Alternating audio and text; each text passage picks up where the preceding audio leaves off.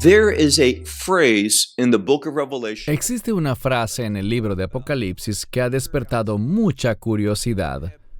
La gente tiene distintas perspectivas en cuanto a lo que Juan quiso decir cuando escribió esta frase en su mensaje a la congregación, a una de las congregaciones de Asia Menor. Y me refiero a la congregación de Filadelfia. Él le habló a estas personas, y cuando vemos en las Escrituras, aunque hay algunas excepciones a la norma, en su mayoría, y de manera especialmente abrumadora en el libro de Apocalipsis, cuando Juan le escribe a los discípulos, vemos que en algunas de las iglesias la gente no era fiel, y Dios está muy desagradado con eso. Así no es como se supone que seamos. Usualmente en la Escritura existe una asunción según la cual, si tú eres un creyente, serás un verdadero creyente, caminarás en obediencia y vivirás comprometido con los caminos del Señor. Y en el verso que leeremos hoy, vemos que hay un beneficio, una recompensa, al perseverar y permanecer en la fe. La frase de la que hablamos hoy es cuando el Mesías dice: les guardaré de la hora de la prueba. Algunas traducciones lo colocan como la hora de la tentación, y está bien. Habla de un tiempo de dificultad, un tiempo de calamidad, un lugar en el que realmente no quisiéramos estar. Pero esta es la buena noticia. Él está prometiéndole a sus verdaderos discípulos que no tendremos que experimentar esa situación, ese período de adversidad. Cuando hablamos del libro de Apocalipsis, debemos recordar algo. Juan escribe con frecuencia contrastando a dos grupos. ¿Cuáles son esos grupos? Él habla sobre personas que habitan sobre la tierra y de personas que habitan o que moran en el cielo. Estos dos términos literalmente no tienen nada que ver con el lugar donde ellos están físicamente ubicados, porque estas personas que él dice que moran en el cielo, físicamente están ubicados en la tierra. Y cuando menciona a los que moran en la tierra, está hablando de individuos que están comprometidos con el mundo. Recuerden lo que este mismo autor, Juan, mencionó en su primera carta, donde dice: ser amigo del mundo es ser enemigo de Dios. Así que con los moradores de la tierra, lo que quiere decir es que su compromiso, y podrás interpretarlo de esta forma, su ciudadanía está en este mundo. Ellos son amigos del mundo, lo que los convierte en enemigos de Dios. Y aquellos que moran en los cielos, como dije, todavía no han llegado al cielo. Ellos también habitan en este mundo, pero no le pertenecen al mundo. Su ciudadanía no es de este mundo, sino que son personas de reino. Ellos están comprometidos con la verdad del reino. Ellos le pertenecen a un reino celestial, a pesar de que están aquí. Y demuestran su ciudadanía celestial por la forma como se comportan. Ellos no actúan como el mundo quiere, sino que viven de una forma muy distinta y se sujetan a las instrucciones de Dios. Recuerden eso cuando leamos este texto. Les invito a tomar sus Biblias e ir conmigo a Apocalipsis capítulo 3, verso 10. Lo que encontramos en este pasaje de la Escritura es al Mesías hablando. Juan nos comunica este mensaje y dice: porque has guardado mi palabra de perseverancia o resistencia. Esta es una expectativa. Otro pasaje que viene a mi mente es Mateo 24, verso 13, en el que el Mesías hablando dice: aquel que persevere hasta el fin será salvo. Esto ha causado mucha confusión por la palabra que utiliza. Verán, el término salvo tiene una gran variedad de aplicaciones. Algunas veces esta palabra para ser salvo simplemente significa ser sano. Otras veces tiene que ver con que la vida de la persona sea puesta en orden, en el orden adecuado. En otras ocasiones, obviamente, habla de manera espiritual en referencia a la redención. Pero, insisto, tiene una gran variedad de aplicaciones. La palabra salvación también puede ser interpretada en el sentido de victoria. Así que lo que el Mesías está diciendo es esto, y nos brinda ánimo. Me encanta el hecho de que con tanta frecuencia vemos al Mesías buscando alentarnos. Así que dice, aquella persona que resista, la que persevere hasta el final, el Mesías nos dice que la victoria vendrá. Esa persona será victoriosa. No te rindas, no te desanimes. Persevera porque al final tendrás la victoria. Es lo que nos está diciendo.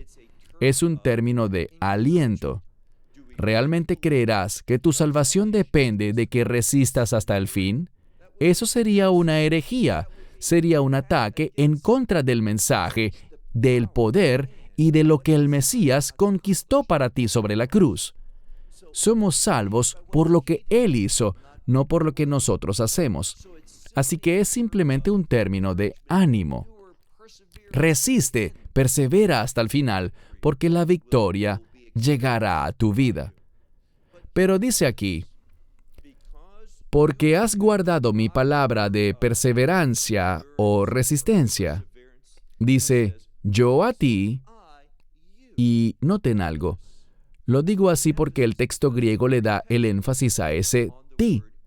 Dice, yo también a ti guardaré. Está haciendo una promesa diciendo, has escuchado mi palabra, que yo te he ordenado que seas fiel en toda circunstancia. Somos llamados a sufrir por nuestra fe. Seremos perseguidos y en los tiempos finales, el tiempo de persecución contra los creyentes llegará y se acerca rápidamente. Esta escritura tiene gran importancia, no solamente para lo que se conoce aquí como la congregación de Filadelfia, sino también para ti y para mí. Dice, porque has guardado mi palabra de perseverancia, yo también a ti te guardaré. ¿Te guardaré de qué? Aquí está la frase polémica, de la hora de la prueba. Aquello, y vemos la palabra venir, pero aquí tiene que ver con algo que viene en el futuro. Aquello que está por venir en el futuro sobre todo el mundo. ¿De qué nos habla esto? Nos habla sobre la ira de Dios que vendrá. Y no solo la ira de Dios, sino que también sabemos lo que dice Pablo en 2 Tesalonicenses, que en los últimos días, debido a que la gente rechazará la verdad, Dios enviará lo que se conoce como una ilusión o un engaño. Entendamos lo que eso significa. Hay una ley espiritual. Cuando la gente rechaza la verdad, y no me refiero a que simplemente la ignoren o no estén conscientes de ella, sino que el contexto dice específicamente que cuando la persona conoce la verdad y la rechaza, lo que están haciendo es invitar al engaño a sus vidas, invitar toda clase de mentiras, falsedades e ilusiones. No es que Dios mande eso por gusto, sino que es una ley espiritual y es lo que ocurrirá bajo el sistema del mundo que Dios ha creado. Así que dice, te guardaré a ti. El énfasis está en ti. Yo a ti te guardaré de la hora, es decir, de un período de tiempo de prueba, que en el futuro vendrá sobre todo el mundo, para probar ¿a quién? A aquellos que moran sobre la tierra. ¿Qué nos dice esto? Que esta advertencia futura no es para el pueblo del reino de Dios, no es para aquellos que son verdaderos discípulos.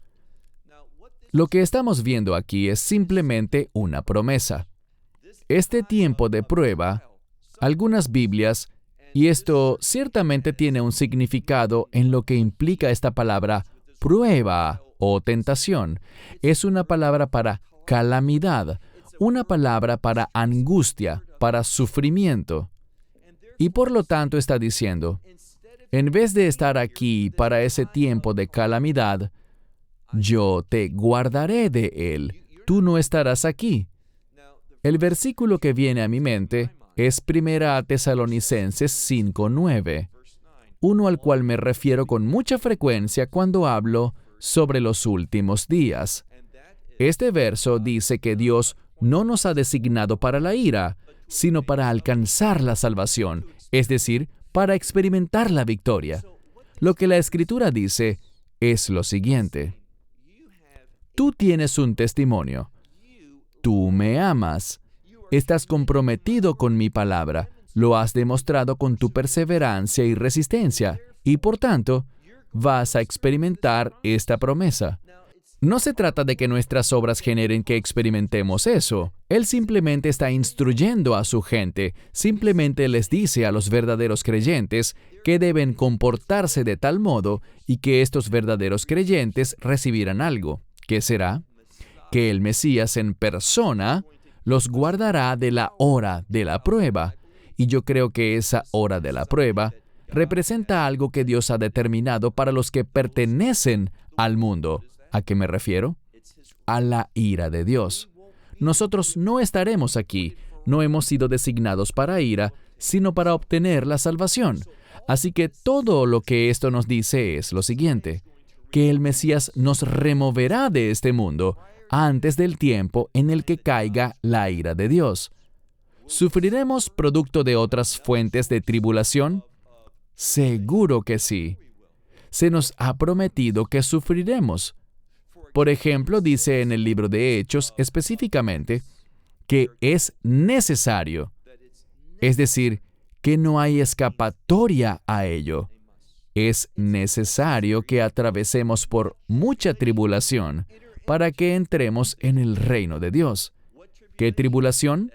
Una que no tiene nada que ver con la ira de Dios, ni con la disciplina de Dios, nada que ver con cualquier cosa que provenga de Dios.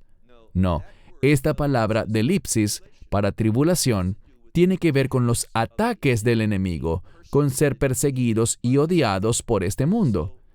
Este verso y esta carta a la congregación de Filadelfia trae una gran palabra de aliento para nosotros, según la cual no hemos sido destinados para esa hora de la prueba, para ese tiempo de calamidad y de angustia, sino que Él nos guardará de todo aquello y nos removerá, y ese es un acto personal.